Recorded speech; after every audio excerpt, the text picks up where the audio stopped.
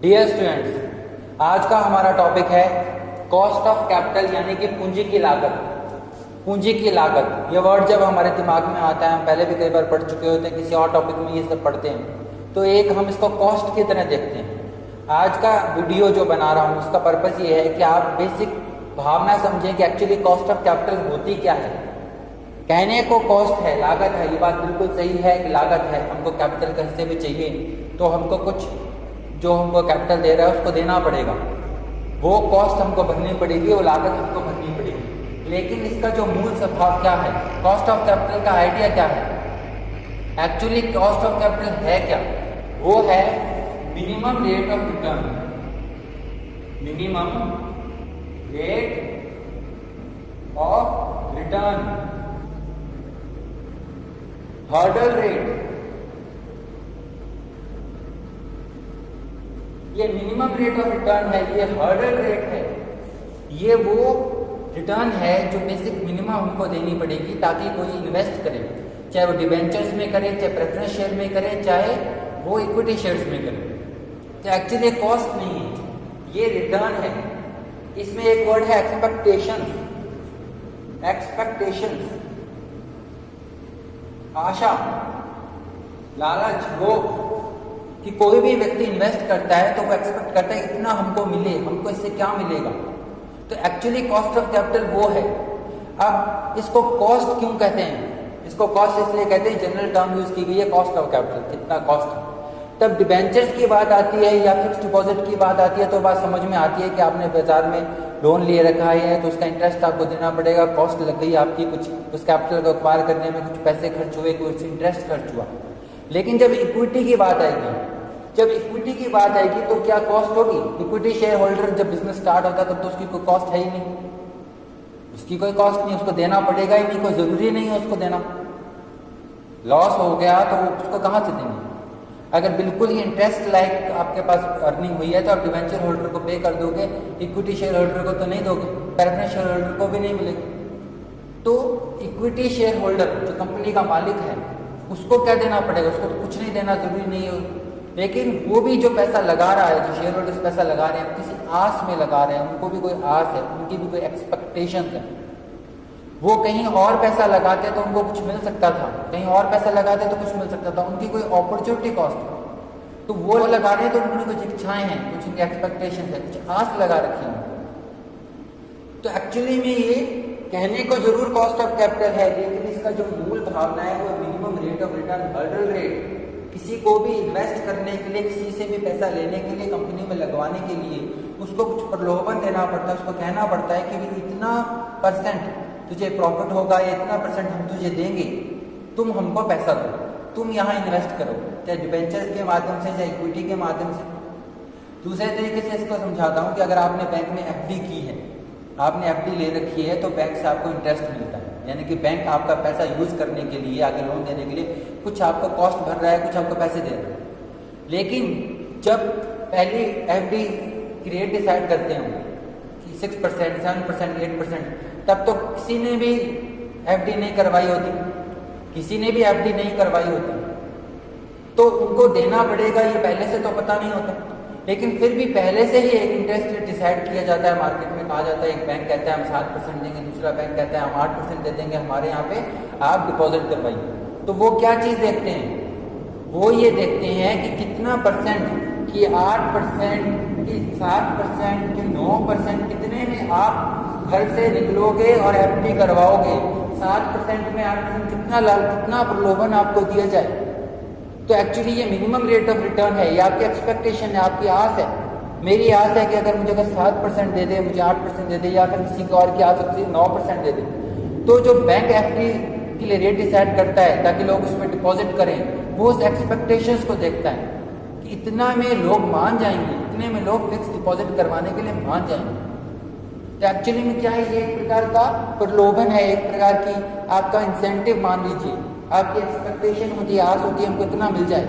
तो cost of capital is actually minimum rate of return to insight you, to excite you to invest, to lure you to invest, आपको आकर्षित करने के लिए।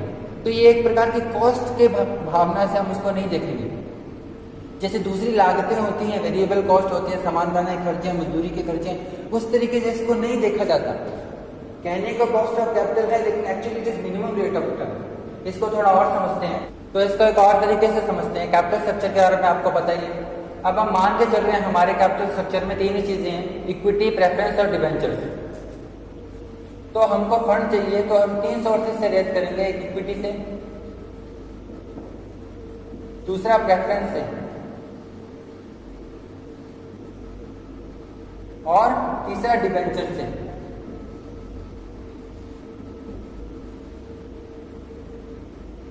और ये मान लेते हैं हमको 300 रुपए चाहिए, 300 रुपए टोटल चाहिए हमको, और हमको ये फंड रेज करना है एक काम के लिए। एक एग्जांपल के तौर पे ले रहे हैं, 300 रुपए में कोई प्रोजेक्ट नहीं चलता, लेकिन फिर भी हम मान के चल रहे हैं कि 300 रुपए हमको फंड में चाहिए, और कॉस्ट ऑफ कैपिटल यहाँ पे हम कंसिडर करते हैं।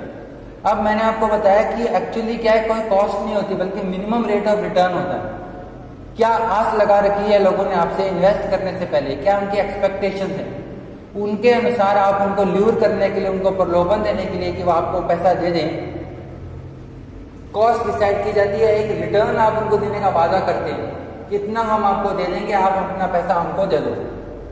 तो ये जो डिबेंचर होल्डर है, इसकी रिस्क सबसे कम है। तो अगर चाहते हैं कि इससे 100 रुपया हमको लेना है, 300 है, हम डिवाइड करें 100 तीनों से लेना है, इससे हम चाहते हैं कि हमको 100 रुपये मिल जाए, तो इसको ल्यूर करने के लिए कुछ अमाउंट या कुछ इसको प्रलोभन देना पड़ेगा। डिबेंचर्स पे इंटरेस्ट मिलता है, तो एक फिक्स इंटरेस्ट इसको देना पड़ेगा। अब कितना दें कि हमको वो 100 रुपये मिल जाए, तो वो हम यहाँ पे सोचेंगे कि कितना एक्सपेक्टेशंस उसकी, हम वो कितना चाहता है, उसकी एक्सपेक्टेशन के अनुरूप। तो मान लेते हैं उसको 10% डिबेंचर्स इशू कर दिए, 10% रेट पे ये डिबेंचर्स इशू कर दिए हमने, और इसको फिर 100 रुपये इसने हमको दे दिए। 100 रुपये हमने इससे ले लिए, 10% डिबेंचर्स पे, 10% इसको हमने वादा कर दिया, यानी कि इसकी जो आस है, इसके 100 रुपये पे कम से कम इसको 10 रुपये कमा के देने पड़ेंगे। ये 10 रुपये की आस लगा के बैठा है हमसे, इसीलिए उसने हमको ये पैसा दिया है डिबेंचर होल्डर ने। अब प्रेफरेंस शेयर होल्डर है, उसकी रिस्क इससे ज्यादा है, उसकी रिस्क इसके ज्यादा है, तो वो उसकी एक्सपेक्टेशंस भी ज्यादा होगी। उससे अगर हमको ये 100 रुपये लेने हैं जो हमने डिबेंचर होल्डर से भी लिए, तो उसको कुछ ज्यादा देना पड़ेगा, उसकी एक्सपेक्टेशन ज्यादा है, मिनिमम रेट ऑफ रिटर्न, उसको आकर्षित करने के लिए कुछ ज्यादा देना पड़ेगा।